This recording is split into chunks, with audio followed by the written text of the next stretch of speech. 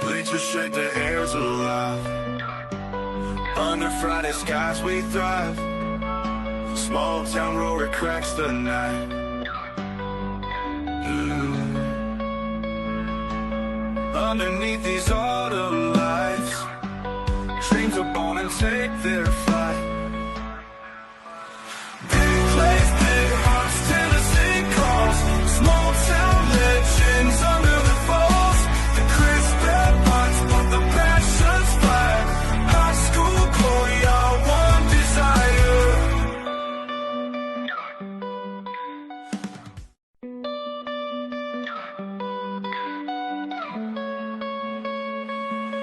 Bleachers shake, the air's alive. Under Friday skies we thrive. Small town roar, it cracks the night. Underneath these autumn lights, dreams are born and take their flight. Big plays, big hearts, Tennessee calls. Small town legends under the falls. The crisp headlines, but the passions fly. High school glory, our one desire.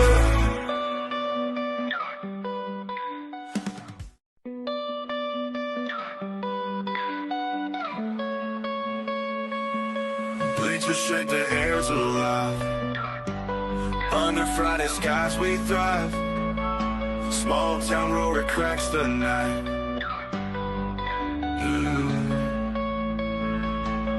Underneath these autumn lights, dreams are born and take their flight. Big plays, big hearts, Tennessee calls. Small town legends under the falls. The crisp headlines, but the passions fly. High school glory, our one desire.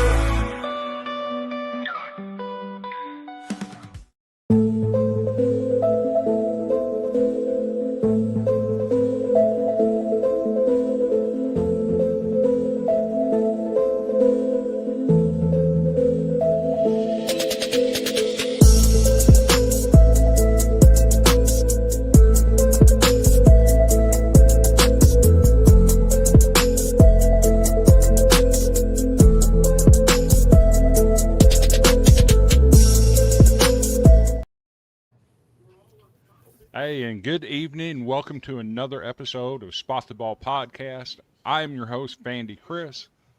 Once again, I'm joined by Brandon Ivey. He is Mr. Football Knowledge Extraordinaire from Greeneville, Tennessee. I'm also joined by Jay Henson, the radio play-by-play announcer for the Perry County Vikings. Tonight, we have a very special show. We're doing some interviews tonight. Brandon, can you go ahead and introduce who we got with us tonight? Yes, sir. We got receiver DB from Greeneville High School, Zay Anderson, current Tennessee commit. Excited to see what he does in the future. We have the future of Green Devil football and Terran Clarity, the heir apparent. 8 picks, 7 touchdowns this year. Yeah, he's balling out this year.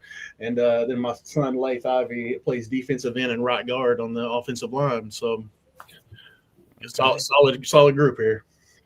Well, gentlemen, it's great to have you on here tonight. So I'm going to start this off with a softball question for all of you. I want each of you to take just a minute or two and introduce yourselves to the world. Tell everybody who you are, where you're from, and what you do. Start with Zay. First, my name is Zayden Anderson. I play at Greeneville, play receiver DB. Committed to UT for corner.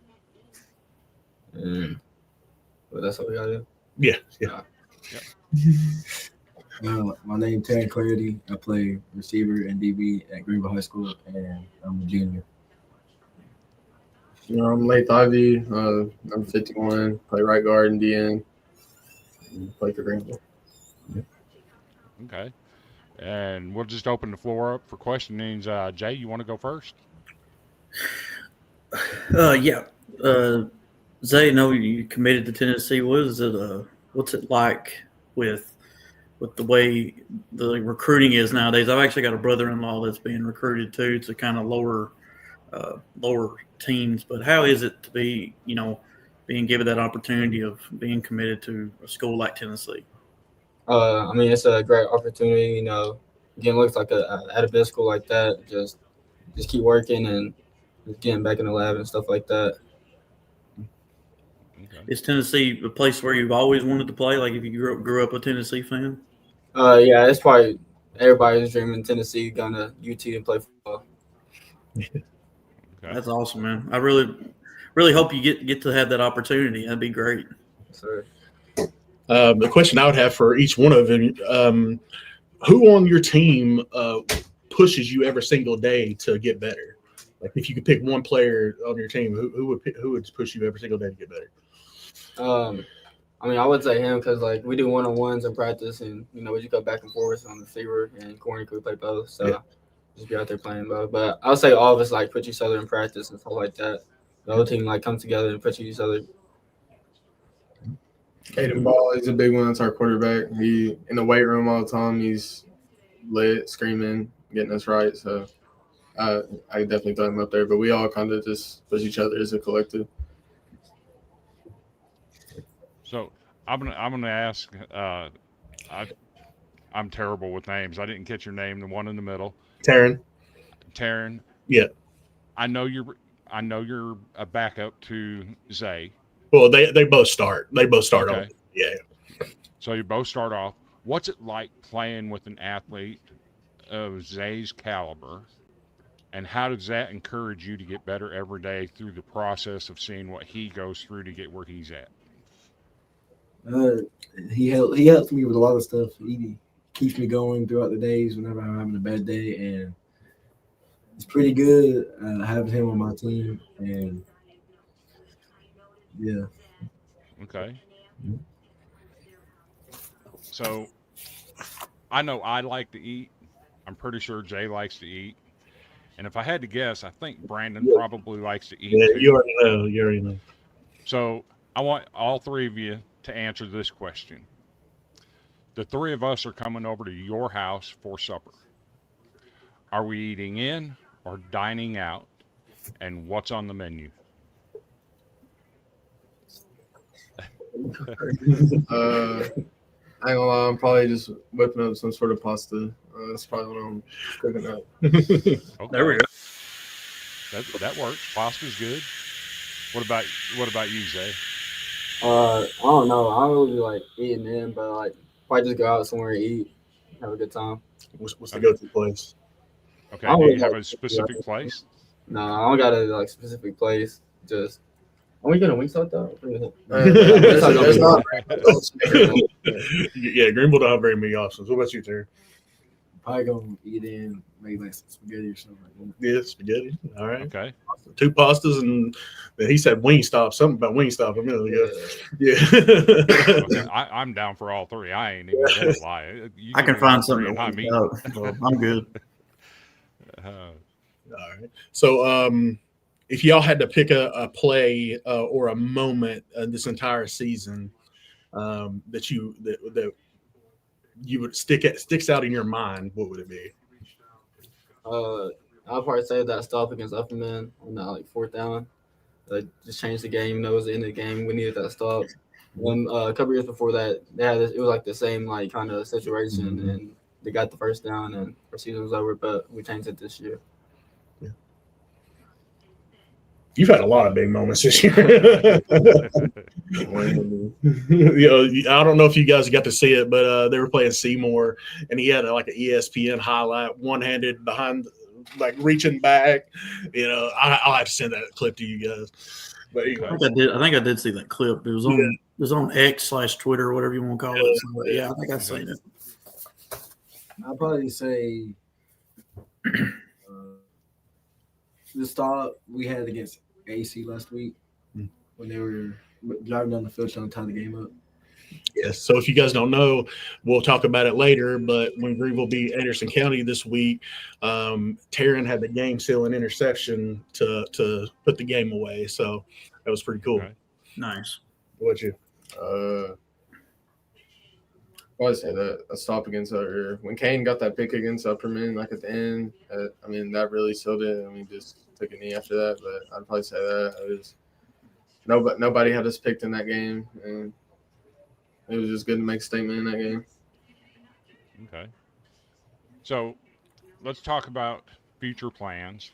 We know Zay's going to Tennessee.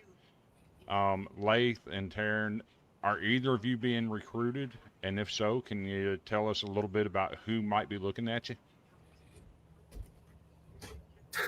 Yeah, I got one offer from a school up in Cincinnati. It's called Mount St. Joseph's, but I've been talking to some other coaches from like West Carolina and stuff like that. Okay. A couple schools have been texting me about game days and camp invites next year. Okay. That's always good to get invited to those environments, ain't it? Oh yeah. So a question I would have is if someone had never come to watch the Green Devils, it's a first game. Like, what about this team do you think separates y'all from? Maybe it's the Green Devil teams of the past. Maybe it's all other teams in the state. What do you think separates you guys? I have a feeling I know what the answer is because it's such a tight knit group. Yeah. But would you say it's the brotherhood Yeah, I'd aspect? probably say that because we just grew up with each other and ball together since elementary school. Yeah. So the bond is really tight. Yeah. You say the same. Yeah. Yeah, so I've had the pleasure of watching these boys grow up together since they were 5-6 years old, playing pee wee ball, grass cutter ball, and everything. So I figured I knew the answer. I had to ask it though. So. Right. So I know it's been a couple years, and I'm not going to take this into where we're going to get any kind of bulletin board stuff or anything of that nature, but it's been a couple years since Greeneville's gotten to this spot, the state semifinals, the Final Four, right? What does it mean to each of you to finally get over that hump that they haven't got over the past couple of years to get back to what the standard is at Greeneville? I mean, like 2 years ago, we made it to the fourth round again, but we lost it in the fourth round that game. So we're just trying to get over this hump and make it to state this year. Okay. Yeah, I feel like last week's win was joyful. I liked it a lot, but we gotta get focused and get over this week. I think we're just trying to create our own destiny. Like it's a whole different team than it has been. And we're just trying to take it. Our whole thing, this whole playoff's been want to know every week. So just take that and just busting it every day in the weight room. See, and I love that answer, create our own destiny, right? That's what you want to hear out of football players. We want to set our own standard, not live up to any other standard that's been set our own standard. I love that kind of answer. You got anything else, Jay? Again, I'm like you. I don't want to create any bulletin board type stuff. But obviously, it's. I mean, me growing up in a smaller town than y'all, we're a basketball town, so it's a little bit different when it comes to what we look forward to and stuff. But for you guys, being football players and everything, and playing for a great tradition that Greeneville has, and now you're going up against Alcoa, who has just as good, if not one of the best traditions ever. Is how much respect do you have for a team like that? You gotta have a lot of respect for that team. I don't think they lost a playoff match in I don't know how long, but everybody respects that team. But we gotta come in with a different mindset and practice hard all week, and then just play our best game. Right. And another thing about it is, I believe the game's at Greeneville, correct? Correct. Okay. So I mean, obviously it's going to be high up there. I mean, it's going to be Zay, your last game at Greeneville, obviously, because if you win this, you're going to the state championship. So how important is it for you, playing your last game against a storied program like Alcoa and being at home, and hopefully, getting that win if you can? I mean, it's great.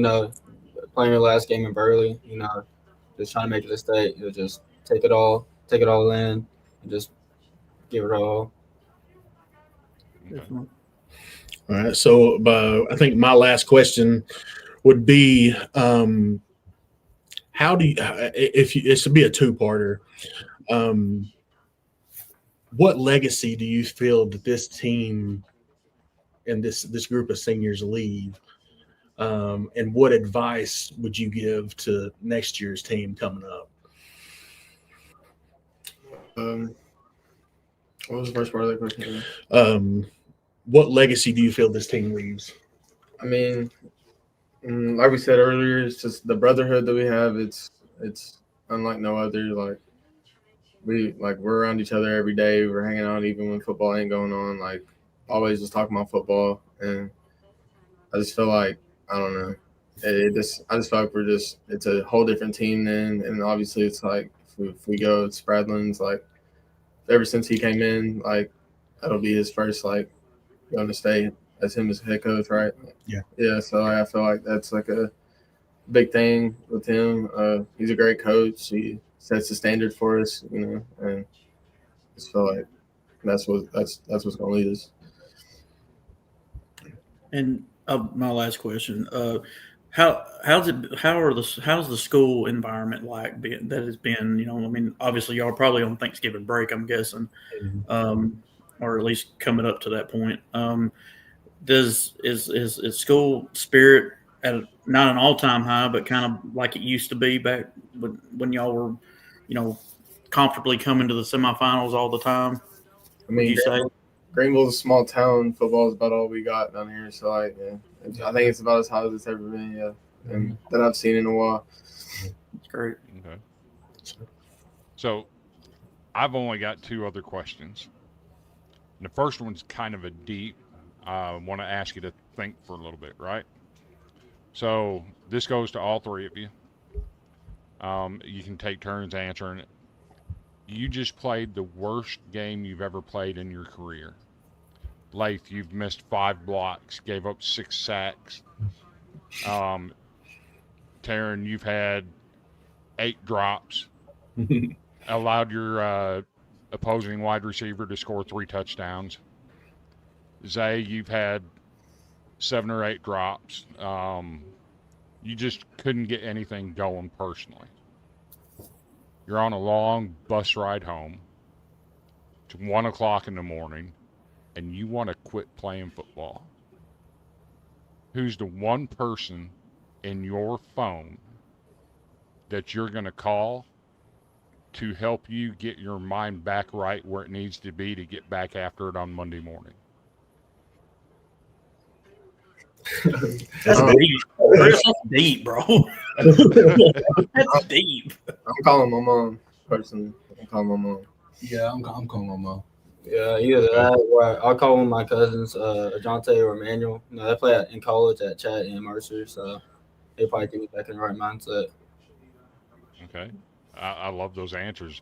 Mom's always got to be the one to call, right? It has to be. If not mom, then dad or brother or cousin. I love those answers. And last, before we let you guys get out of here and go play your Xbox games or PlayStations or whatever you're going to be doing this evening, this is a big week. For me and Jay, Tennessee Hate Week starts today. All respect, Zay, but it's Tennessee Hate Week. I don't hate. I don't. I respect the program. There are some fans of Tennessee that I'm not a fan of. But the program itself and the players I do respect. So I will say that. Right. I need all three of you to pick a winner. Vanderbilt 9-2, playing for a spot in the playoffs, coming up to Neyland Stadium to take on the Vols. Who do you got? Who's winning that game? You already know my answer. I was going to say, why aren't you even asking Zay? He's committed. He's not going to say anchor down. Right. You go there. I got Tennessee. Yeah, you got Tennessee. I'm gonna go Vandy. Okay. Probably here for Heisman. There we go. I respect it. I respect that. If my opinion counts, I think Vandy goes 0-2 versus UTs this year. Oh, There's only one UT in my book. all right, well, fellas, I appreciate y'all being here today. Taryn, Laith, get it done Friday. We're all rooting for you, and appreciate y'all being here. Sir. Yeah. Appreciate I'll y'all. definitely be watching on that game. Definitely, you guys go out there and ball. That's all I gotta say. Appreciate it, sir. Yep. Thank you.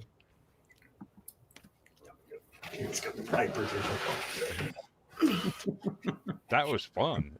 That wasn't. Oh, I love getting to talk to young men like that on the verge of becoming adults, learning what their decision-making process is and what they value most in life. It always makes my heart warm to talk about stuff like that. Well, especially when you get as deep as you did with talking about, all right, who we calling if I have 8 drops? I'm not calling nobody in my book. I'm jumping. I'm just gonna be sitting there. I'm turning my phone off. I'm not even getting on that bus to go home. My coach would have said, "Go home. Find another way to get home." Yeah. Right. That's what he would have said. But yeah, man, that's a special group, man. They watching them come up since they were 5-6 years old, just the growth that they've had, and just watching them mature over the years. It's been really special. Yeah, I imagine it has. I was so disappointed. Of course, I'm on the computer on Friday nights. I'm pulling up NFHS. I'm pulling up high school Facebook pages, all kinds of stuff to watch these games. Yeah. And nobody carried Greeneville and Anderson County. It wasn't even on NFHS. I was so disappointed. It was on Green Sports Media, local thing here in Greeneville on YouTube. Wow. Okay. Yeah. See, I didn't know that. Yeah. It had a link to a website, and the website was a radio station. And I'm like, well, that ain't helping me none. You talking about Coach T? Yeah. Yeah. So you get on there, and it's got the little green arrows where you can watch them and listen to them. I've got to get the NFHS one off of us because we went away from it. Yeah. Mm-hmm. We got rid of it. So now I'm trying to tell whoever's over it, even though I know it's Coach T from Lawrenceburg, but I try to tell them all the time. Like I send them emails like, hey, it needs to be this instead of this now because we don't have the other one. So yeah. Right. So you said Green what again? Greens. Hold on. Let me make sure I'm telling you right. They're our local. They cover Greene County sports here in Greenville. Okay, yeah. So it's Green Sports Zone. Green Sports Zone. All right. Yeah. Okay. With an E, I'm guessing. Yes. Okay. Yep. Making sure. Okay. I will know that going forward. Yeah. Because I really wanted to watch that game and it just wasn't on, and I'm stuck watching like Coalfield and Sale Creek, which wasn't much of a game. I wasn't able to watch any football games, unfortunately. But Perry County had their first basketball game, so I had to broadcast that. Yeah. So, but speaking of which, we can get in here and start talking about what we got coming up. Mm-hmm. I did it the cheap way. I didn't get the brackets this week. I just went with the semifinal games just like this. Yeah. We can talk about what happened in each class. Starting up there in Class A, I don't think it's any shock that South Pittsburgh and Coalfield are there. I was kind of surprised that South Pittsburgh handled Clay County as easily as they did. I thought if there was every year that Clay County might be competitive in that game, it would be this year, and sadly, that didn't happen. I think that being at South Pittsburgh was kind of like what Brandon was talking about last week. That made a big difference. I think if it was in Baxter or Clay County, it would have been a whole lot different. So, but I'm just telling you that South Pittsburgh, I mean, that's 3 straight wins in the playoffs without giving up a point. So it just tells you how good they are. So traveling to Coalfield, do you think that gives them a little bit of an advantage this year? No.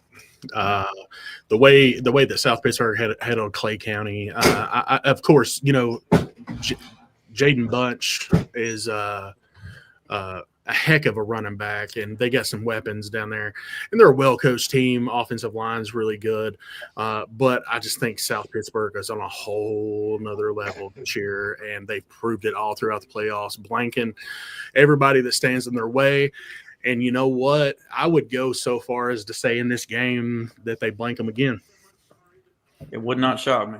Yep. And that's what I'm looking for. I feel like their offense and defense is just too much. So I mean, I'm right there with Brandon. I don't think they'll have any problem with Coalfield unless refs get involved or something stupid like that happens. But other than that, I feel like they'll be fine. So, and then in the other half over on the western side, kind of a surprise here, a 7-5 Fayetteville gets to travel over to McKenzie. Yeah. Does Fayetteville have a chance? With it being at McKenzie, I can't say no because Richland played with McKenzie. Of course, McKenzie, they did a lot of stuff that they haven't done, turnovers, penalties. They haven't had anybody that's really been there right there with them and talent-wise. Richland may not have had the talent necessarily, but they had more heart, and they were in that game the whole time. Their defense was really good. So you just got to tip your hat to Richland on that one. But McKenzie, the way Fayetteville took care of Middle College, and they went on the road to Dresden, I think they could play with McKenzie. But it being at McKenzie, I feel like McKenzie's got that. That's on me. I mean, that's a region team for me, which is crazy to think about. It's an hour and a half. But yeah, I feel like the Rebels just have too many weapons. I agree with that. I think Fayetteville will make it interesting, probably first quarter, maybe going into the second. But I think Fayetteville's their Cinderella story comes to an end to the Rebels. Yeah, and credit Fayetteville. What a run it's been for them. They started off the season, I think they were 0-3 at one point, and to go on the run that they've been on, all hats off to them for getting to this point. I don't think anybody expected it after the start of the season, but that's a really good football team down there. Hats off to them for getting to this point. Definitely. And then in 2A, Marion County at Eagleton. I think Eagleton's a little bit of a surprise being there, taking down Bledsoe County. I would be shocked if Marion doesn't win that. But the way Eagleton's playing, and they're hosting, that might be a game worth watching this weekend.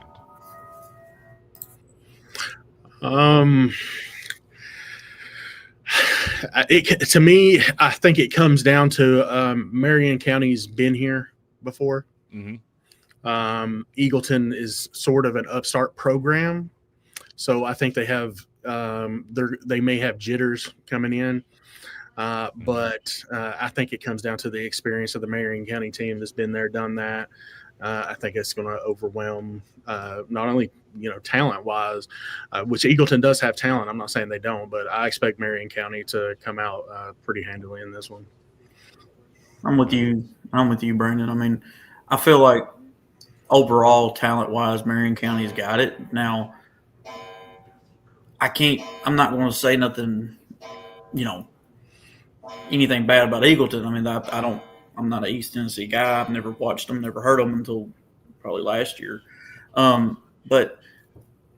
But they have nothing to lose, honestly. I mean, with it being at home, I can see them, maybe hitting them in the mouth first. Now, I don't think they can stay with them for 4 quarters. They might be able to, but I just think, they got it at home. They'll have the whole community there. I mean, I think they can play with them for a little bit, but I just feel like Marion County's got too much. I just think they got too many weapons too. It's kind of like we spoke last week about Fayetteville playing with house money. Correct. Yep, house money. Yep.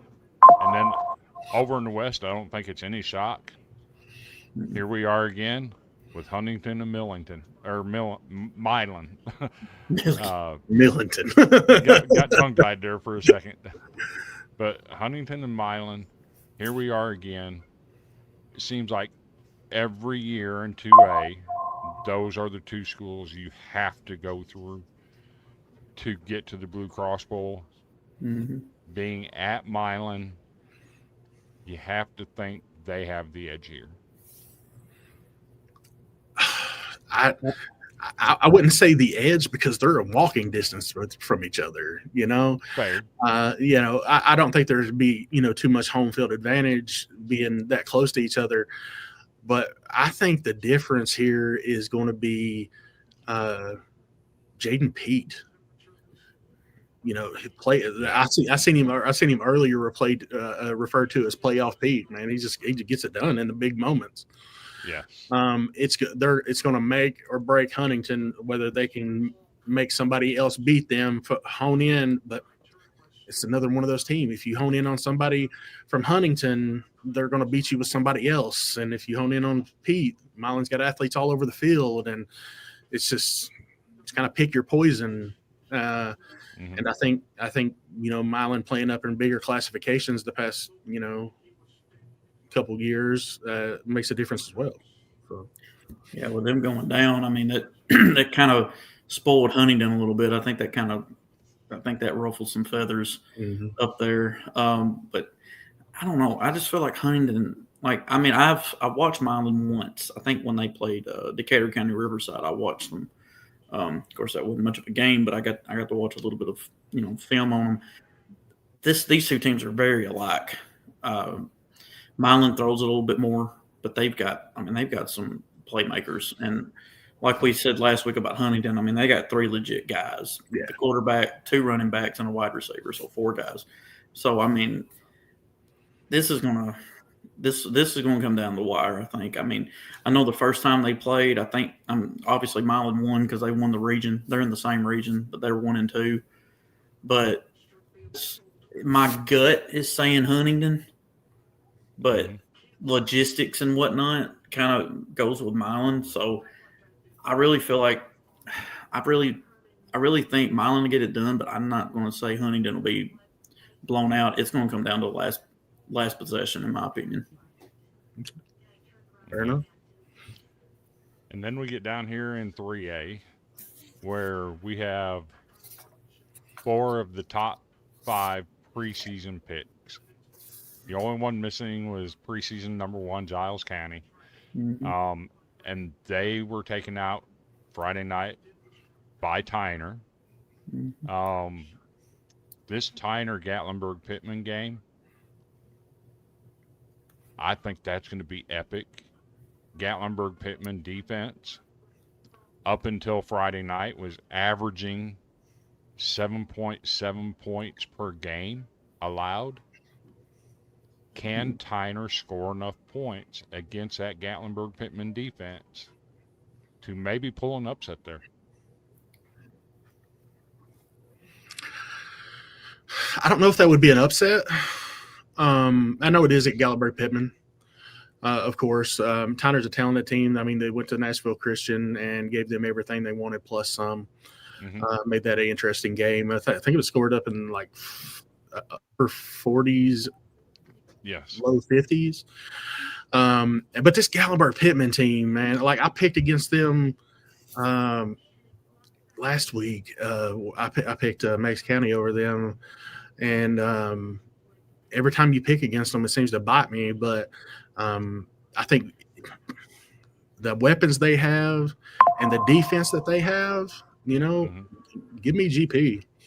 There's two Sevier County teams in the semifinals right now with them in Sevier County, and I think they're like, hey, it ain't just about Sevier County. We're doing something over here too. We got that Alcoa monkey off our back, into another division, so it's our time to shine. Right. Yeah, I'm kind of with you. I mean, it's now that Alcoa's out of the way for Gatlinburg, I feel like Tyner and Giles County were like the main 2 teams I would be worried about if I were them, and they're not Alcoa, obviously. So with it being at Gatlinburg, I mean, I'm kind of with you, Brian. I don't think I can go with Tyner just because. I mean, they might blow them out. Who knows? Yeah, it could. But GP, they're playing really well. I'm like you last week. I had Meigs County. I had Meigs County winning state. Yeah. So, but I got to go with GP. That they're really doing a good job at home, and they're going to have even more motivation to go to the state championship against Tyner. So, I got to go with GP on that. But Tyner will keep it close, in my opinion. Oh yeah. And then the one that surprises nobody, Covington, traveling up to Martin to play Westview. Mm-hmm. Westview's handled them easily the last 3 or 4 games they've played them. They beat them twice last year. They've already beaten them once this year. Is there any chance at all for Covington to finally get over that hump, or is Westview just too talented? I'll go with the latter. I think Westview is just too talented.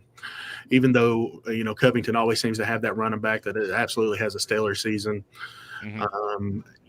It's hard to stop, but they've handled them pretty well. Like you said, 3 or 4 times in the past 2 years. I think they're about to make it another one. I think the Graham Simpson led Westview, Asa Barnes, and I forget the receiver's name. That just went off for them last game, but I think it's just too many weapons, too much talent. Mm-hmm.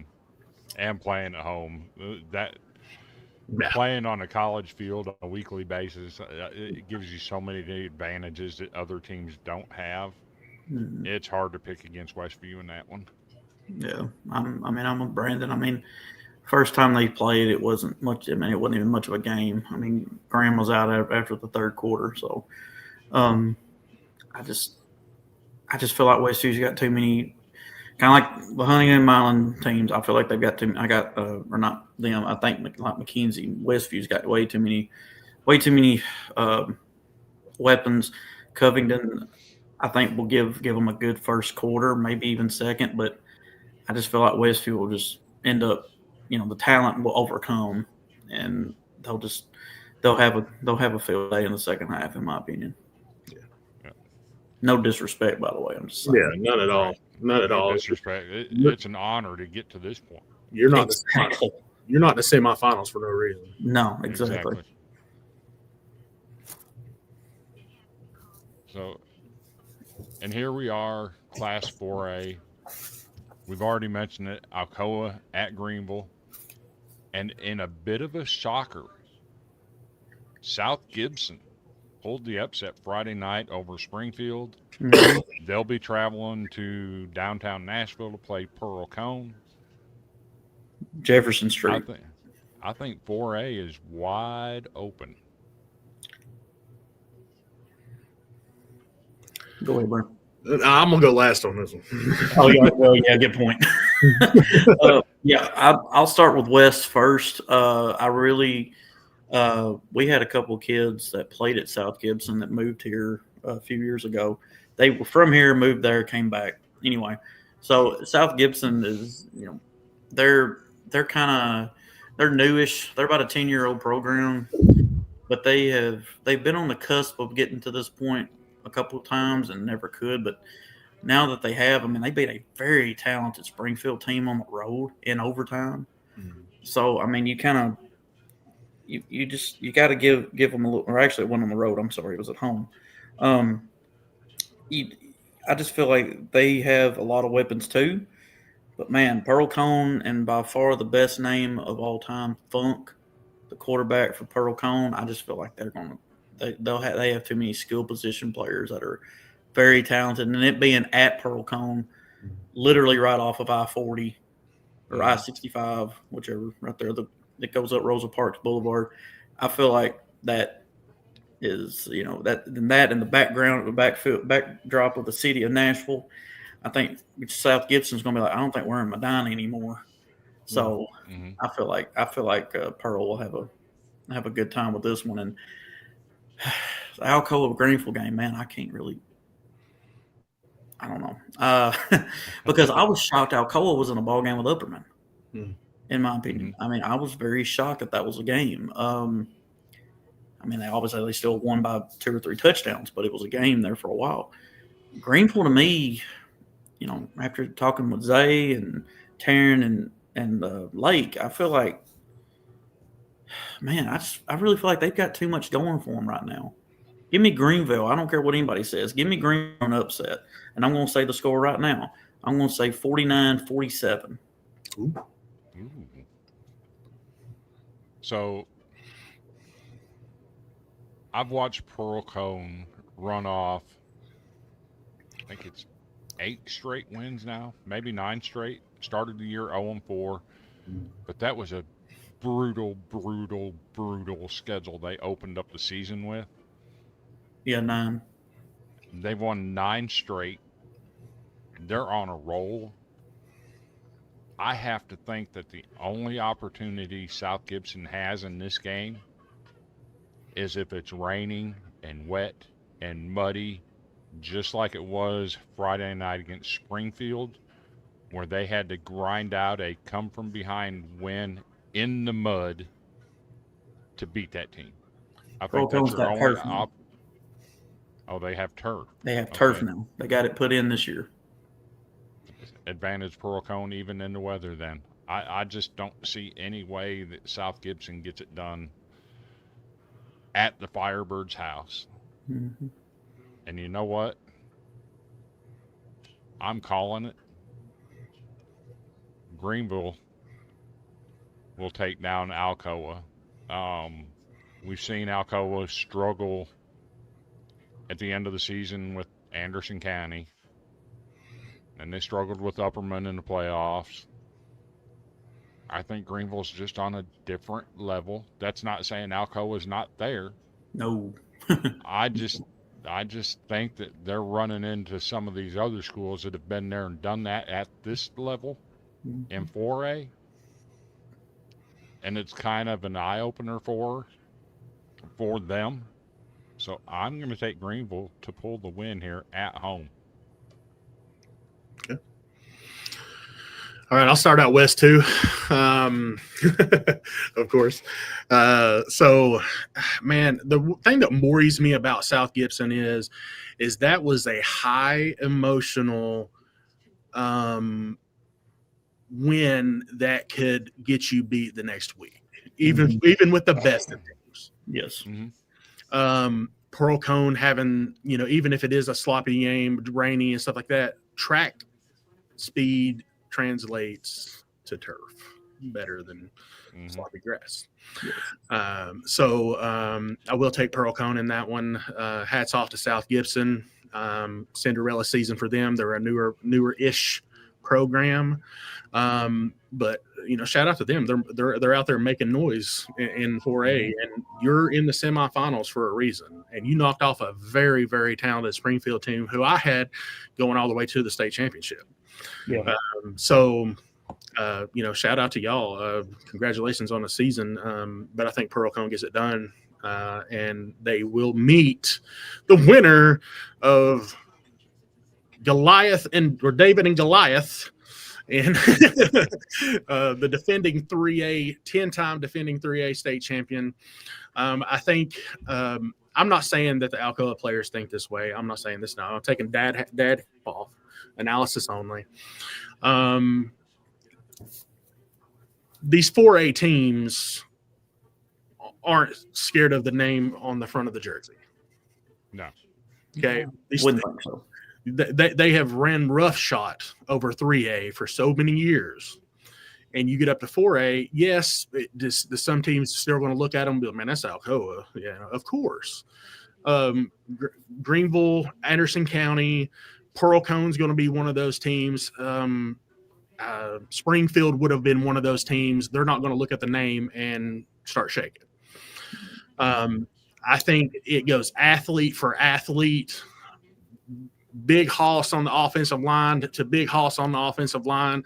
If they were mirror images of prolific quarterbacks in Caden Ball and Manu at Alcoa, they're so proficient in their offenses.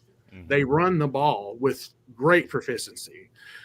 They have athletes. Alcoa has Jameer Dean and Condis Cherry, and all those weapons are receiver. Greenville has Zay Anderson, Taryn Clarity, Cole Franklin. All across the board. You look at the offensive lines; they're almost a mirror image of each other. But I will never go against the Green Devils. Going with a sweep on this, huh? Yeah, give me David to take down Goliath. Okay. I think other than if they make the state championship, I feel like this is the best bet. This could be the best chance that Alcoa could get beat, in my opinion. I agree. So, and then we look at Class 5A. I think there's two teams here that are shocking to everyone. Mm-hmm. Shocked me. Knoxville Halls and another 7-5 Centennial sitting here in the semifinals playing crosstown rival Page. Well, not even crosstown; they're just down the street from. I was fixing to say they're like 2 miles away from each other. Nobody expected either one of them to reach this point. Halls with the big win over Knoxville Central the other night. Who you got? I'll be honest. If it's not Page in Sevier County, I'm going to be extremely shocked. I think if it's not Page, or if it's not Page in Sevier County, then other ones running roughshod over whoever doesn't get there. Mm-hmm. So I think Sevier County is going to be too much for Halls. Halls is talented. I mean, they got weapons and stuff, and they're gritty. And then Centennial and Page, man, Page is. I think there's levels, and I don't think that they're on Page's level. Mm-hmm. And then, so I'll take Sevier County and Page. Yeah. I mean, I'm in the same boat. I didn't think Centennial would beat Henry County by 3 scores. But Centennial's got a really good running back. They've got some good weapons on offense. They've got good defense. I mean, they've gone to Memphis, won, went to Paris, won, even went up to Station Camp. They've been on the road all time. So now you get to just kind of take a nice little stroll across town, or not really across town, just a few blocks away to Page and get to play them. So, I mean, I feel like Page will get it done, but man, I feel like Centennial's on a hot streak right now, so I worry about them. But I got Page, and then you look at Sevier County and Halls. I know the Red Devils had a pretty good team a few years ago. I think they were a 1 or 2 seed, and we're in the top 10 in 5A. I really feel like Sevier County's being in Sevierville. I think that really contemplates them a little bit. But I got to say, I mean, me and Vandy Chris, we know Lincoln County pretty well. We've played them in basketball a few times and baseball, and seeing them play with Sevier County and Sevierville kind of opened my eyes a little bit. Mm-hmm. It really showed me that Lincoln County they were definitely for real this year, so I've definitely got to give them props. They busted their hind ends that game. They just came up a little short. But definitely, congrats to them, and hope for even better season next year. But I just feel like it'll be Sevierville and Page in the state championship, in my opinion. Mm-hmm. So we move on to 6A, and here's another one that surprisingly is in the Final Four. Blackman gets to travel right down the road again to take on their big rival Oakland. And over in the West, we have probably what could ultimately have been a state championship game if they weren't in the same bracket. Same side. How shocked were you that Blackman just went into Maryville and dominated them the way they did? Very. Blackman winning would have been one thing, but the way in which they went about it was a whole nother deal. Maryville got Maryville. Yes. So hats off to Blackman. Unfortunately, you're going to run into Oakland, who has had your number for years since you've been in a football team, basically. So I'd have to lean Oakland in that one. Which Blackman, again, you're riding off of a win that nobody expected you to have. Nobody expected you to go into Maryville and dominate them the way you did. Are you coming off an emotional high on that, or are you going to get complacent? A lot of things could happen. Southwind Ravenwood. I don't know as much about Southwind as I do Ravenwood. Hopefully that's a good game, but I would have to lean Ravenwood in that one to meet Oakland in the state championship game. Yeah, with Southwind and Ravenwood, I mean, Southwind's got the quarterback that's committed to Austin Peay. So, I mean, they've got some good athletes on that team. I mean, they just, went into Collierville and just dominated them. I mean, it wasn't even a game, really. I mean, the final score looked a little bit closer than normal, but overall, that wasn't even a game. Blackman's got one loss on the season, and that one loss was to Oakland at home. And they put up a goose egg. They lost 32-0. And that was week 7. And so they were 5-0 going in that game and got absolutely destroyed. So with this one being at Oakland now, I think they're on kind of like what you said, Brandon. They're kind of on a high. They overcame the rough ride to Maryville and playing in one of the biggest, if not the biggest, environment in Tennessee when it comes to tradition, besides Brentwood Academy and Alcoa probably. But a program that's won 17, 18 state titles, and so I really feel like, to me, Ravenwood to get it done against Southwind. I feel they got too much talent. Southwind's good, but that drive and going to Ravenwood, it's hard to play at Ravenwood. I got them. But I'm going to say that I feel like, to me, Oakland will win, but I'm going to be Lee Corso on this. It's going to be closer than the experts think, and I wouldn't be shocked if Blackman beat them, mainly because of what they did to Maryville last week. But I got Oakland. So I'm going to start over in the West. That Southwind team, they're coming out of Memphis. If you know anything about Memphis high school football and Class 6A, it's a bloodbath down there. You don't know what you're getting from week to week in either region, 7 or 8. And for Southwind to be sitting right there where they're at, unbeaten, that tells me that they are absolutely loaded, which we knew that anyway. I have to think making that 3-hour drive over to East Franklin, Tennessee, is advantage Ravenwood. I think if they were to meet in Dixon or Jackson, I think that'd be a coin toss between the two. I think they're that evenly matched. But being that three and a half hour drive, you're leaving school at noon, trying to get up there, probably going to stop somewhere along the way to eat your lunch. It takes a lot out of a team. So I have to lean Ravenwood in that game, playing at home. If you've never been, that's an absolute environment to be at. I went there 2 years ago when Alcoa came over and played at Ravenwood. That environment is second to none in Middle Tennessee. It's going to be loud and obnoxious. I think Ravenwood gets it done at home. Over in Murfreesboro, I think Blackman has decided enough is enough.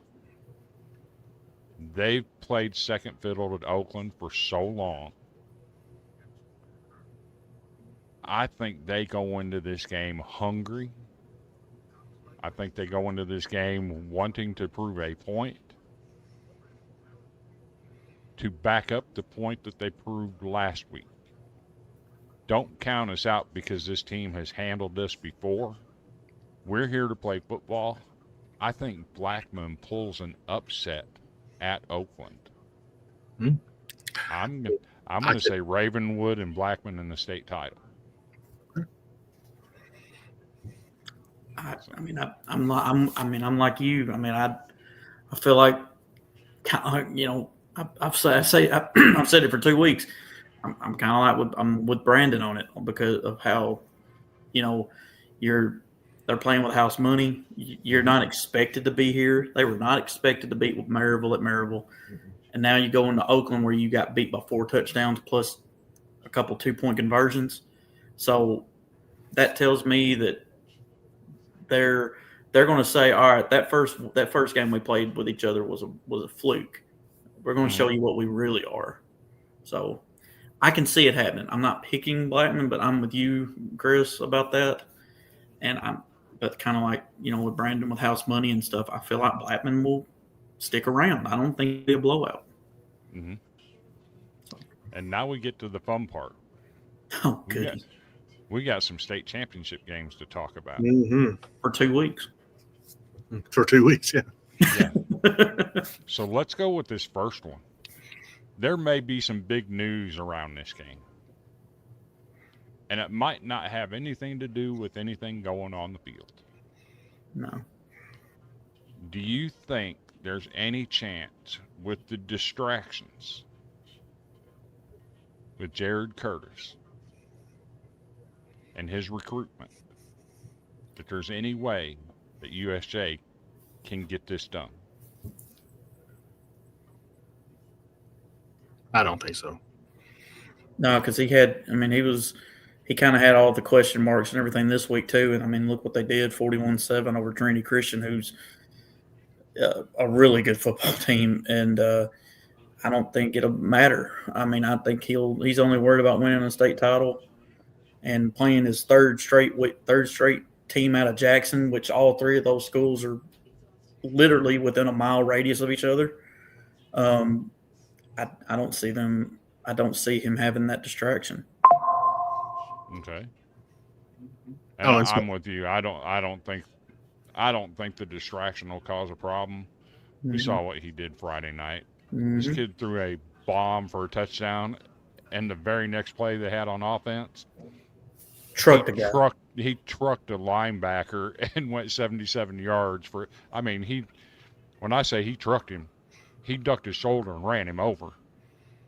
Yeah, I mean, went 77 yards for a touchdown. So I don't think it'll be a distraction. I'm not going to pick a winner yet. Yeah, me either. I just wanted to get some discussion going on these games because we got 2 weeks to pick our winner. Mm-hmm. That's going to be an interesting one to follow to see where all that lands. Over here in Division 2A. Oh, and sorry, Matt Overton. I didn't realize Maryville played at Blackman. Oh, it was at Blackman? It was at Blackman. Okay. I didn't know that. I thought it was at Maryville. I did too. Huh. Okay. I stand corrected. I apologize for that. Yeah. There was an interesting development in Division 2A this week. A 49-3 development. Yes. Did anybody see the video? Yes. Okay. Yes. Just making sure. I've got the video. I thought about putting it on here tonight. I wanted to save it for next week. Okay, we'll do that. But I think a lesson might have been learned here. If you're a Mm-hmm. Hall of Fame coach, why are you letting parents videotape anything you're telling your team? And that was outside. It wasn't like in the locker room or anything. No, it was outside. on the field, outside, in their own stadium. Yep. A parent recording what the coach is telling the team. Yeah. I'm not sure if I'm a Hall of Fame coach, I'm letting that happen. I would have been mad at me personally. Yeah, for sure. But then again, I'm also saying to Well- myself, why am I saying this outside?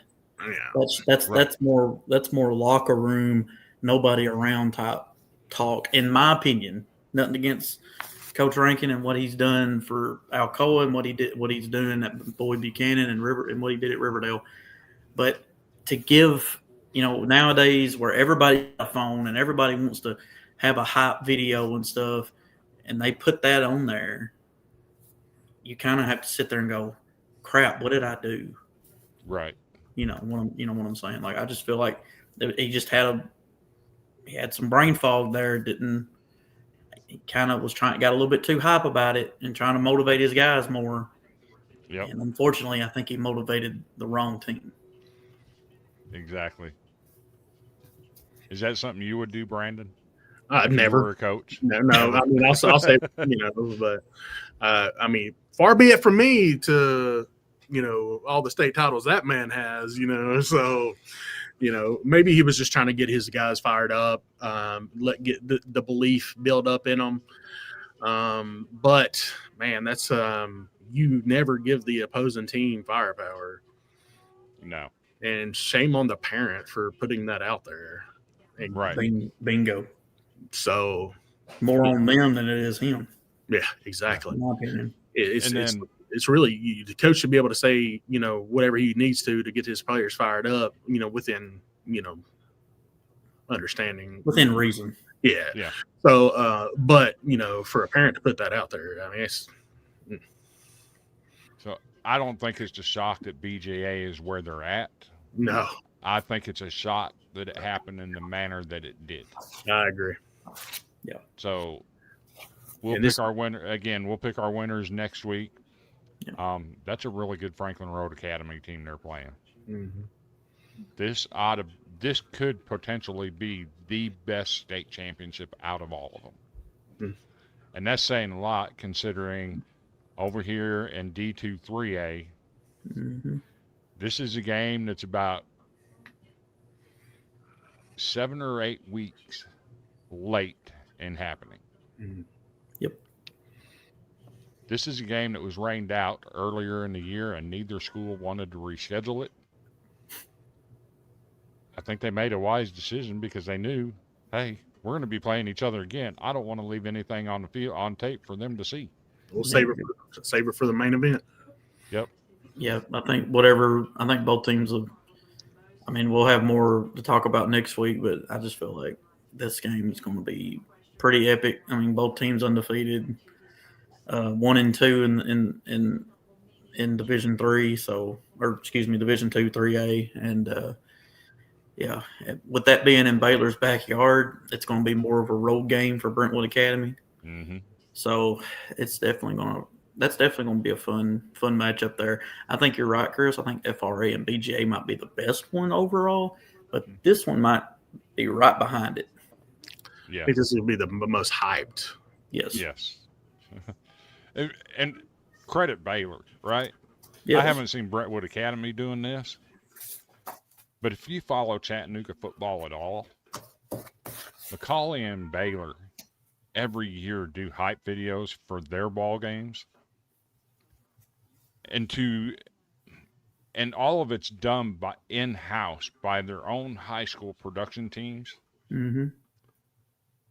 Credit Baylor, Yeah. because 3 years ago they were an afterthought in D2 3A, and to get back to this point where they're at today, I think is a credit to them. But I also wanted to shout out Engel Martin over at CPA. Yes. And the job that he did getting Christ Perez into the state semifinals in D2 3A. That team played a brutal schedule all year. And they answered the bell come playoff time. Mm-hmm. I don't think they have anything to hang their heads about. Like I said, he has to be if not top 3, top 5 coach in the state. Yeah. No, every bit of it. I mean, he's right up there. He's right up there with Rankin. Oh yeah. And that's a huge step for them to come from 2A and move up to 3A and jump up a class. losing a lot of the players he did and then jumping up the class, I think it was a huge move for them. And to get to the state semifinals, credit that bunch over there. I'm taking my hat off for them. I would agree with Matt Overton in the comment section. DGG of Baylor may be the best player we've seen in Tennessee in a long, long time. I would say he's the number one player in the state of Tennessee, and I think he proved it this past week. And we'll get to that. Yeah. We may have a surprise. Mhm. So every week we like to do a Player of the Week award. But we also go through a list of nominees. And this is kind of a collective effort here. We all three put in things that we've seen. Of course, I probably have a little bit more time to research this stuff than Brandon or Jay because, I'm sitting here at home recovering from having some hardware put in my neck, right? So I have all the time in the world to research this stuff. But it's a joint effort to point out these kids. Yeah. Typically, we only have 4 or 5, and then we name a Player of the Week. But we did something a little bit different this week. There were so many epic performances this week on Friday night. We decided we're going to give them all some love. Mhm. So with that, let's start out with our Player of the Week nominations. We'll go with Sean Macklin, running back, Covington High School. 304 rushing yards and 4 touchdowns. And I'll let you guys we'll take turns and reading off the graphic if you guys don't mind. Yeah. Definitely. So our next one, I'll Jaden. let Jay take that one. Oh, okay. Sorry. Oh, okay. Jaden Pete, I'm guessing. I'm hoping. Yeah. Jaden Pete, running back from Milan High School. He had 287 rushing yards and 4 touchdowns.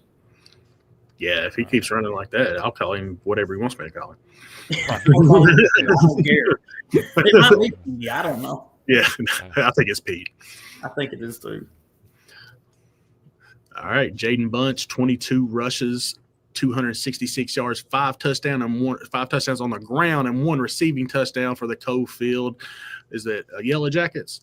Yes. Yeah, Cofield Yellow Jackets, and that kid has had a dominant year too. He set the single season record for Cofield for rushing for the season too as well. Very nice. So I'll take the next one. That would be Mr. Miles Brown. He's a wide receiver, defensive back. Plays for the Martin Westview Chargers. He had 4 catches, 108 yards. He also had 1 interception. And while playing both ways, allowed 0 catches defensively. He had a nice game. Yeah.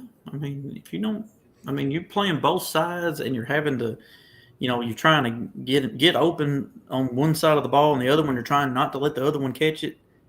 That guy's got a lot of stamina. So, that shows you something right there. Yep. And we'll go back to Jay for the next one. All right. Mr. Cam Greer, a linebacker from Coalfield for the Yellow Jackets. He had 11 tackles, 3 solo tackles, 1.5 tackles for loss, 6 PATs, and 1 punt. So he plays defense and special teams. I like it. And he's the kicker. Yeah, 6 for 6. Wow. How dare you, Cofield, for punting that one time and making him do that? Right. But a lot of times we focus on the offensive numbers. Correct. I thought it was great to get a defensive player in here for a change. Oh, and yeah. special teams. Yep. All Back right. to Brandon. Zayden Humphrey, quarterback, Marion County High School, 3 rushing touchdowns, 1 passing touchdown, 1 interception, and a return touchdown. They got their quarterback returning kicks. That sounds like Perry County in 2010 with Jacob Tucker. He kicked, he punted, he ran the ball, threw the ball, and came back and did punt and kickoff returns. Wow. That sounds about like him right there. That's hilarious. But great job, Hunt, for Zayden on that. That's good great. job. Yep. And I'll take this next one. We talked about Southwind over there in 6A. Mm-hmm. Mr. Kelvin Perkins, the quarterback. at Southwind High School. Austin P. commit. 260 yards passing, 4 passing touchdowns. 220 yards rushing, another 2 touchdowns. This young man had 480 total yards offensively and 6 touchdowns. And just to give you an idea, he was a finalist for what we call the Titan Award this week. Wow. And when you see the Titan Award, you'll understand just how close this competition was this week. Let me go ahead and take this off, and let's throw our Titan Award winner up here this week. Yeah. No, for sure. None other than David Gabriel Georges, running back, Baylor High School, against McCallie. 32 carries, 431 yards, 7 touchdowns. So for me, and I'll let you two discuss this too. For me, the deciding factor between him and Perkins is the level of competition, right? Oh, for sure. These aren't numbers that you put up against McCallie High School ever. No. That is eye-popping. So I was watching this movie one time. You guys may know it. It's called Friday Night Lights. Oh, yeah. And, the scene where, look at him. He can run. He can pass. He can kick the football. And he'll fill up the Gatorade cooler for you and give you That's what this is. And walk your dog, too. Yeah. So, that's stunning performance, man. 431 yards against a McCallie team. Nobody does that to McCallie.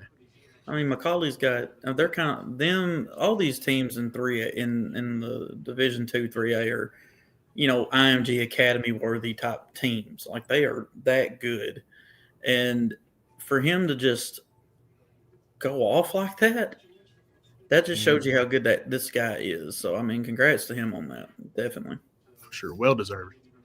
Well-deserved honor for him. I think it goes without saying that that's the reason he's ranked as the number. There's a lot of debate right now between him and another running back. I can't think of his name, of who the number 1 running back nationally is in the class of 27.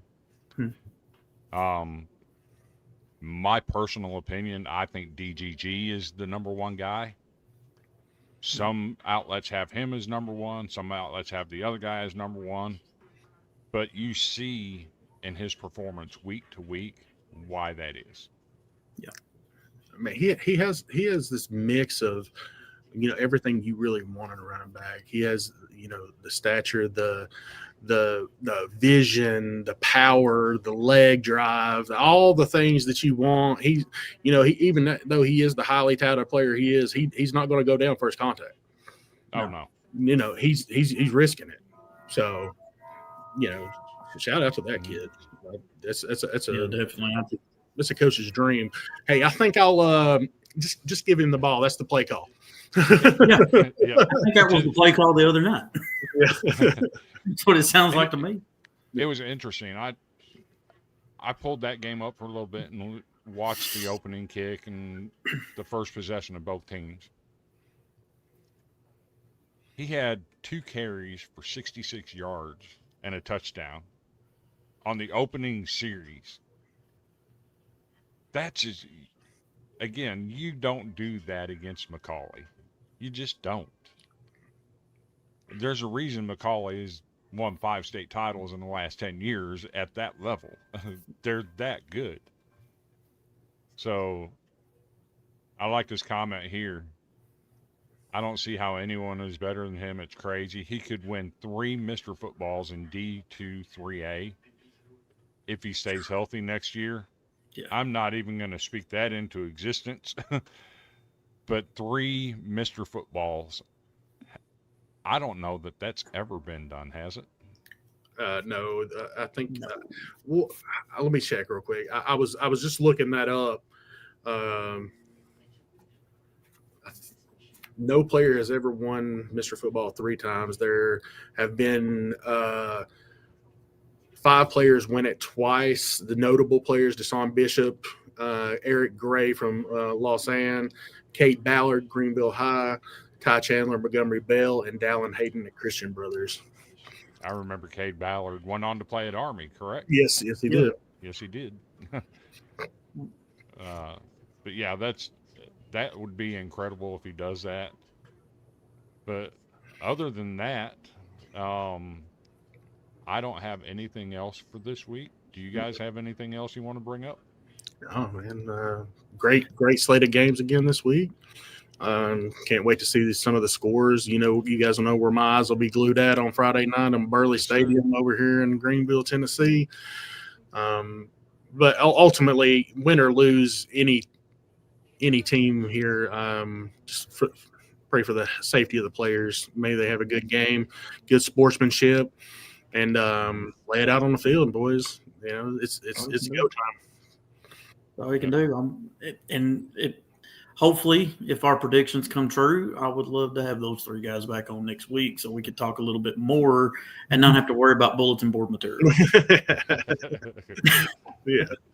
And it would be fun to get their perspective after the game of what it was like to go against a team like that. Yeah. We'll leave that up to Them. leave that up to them if they want to come back on or not.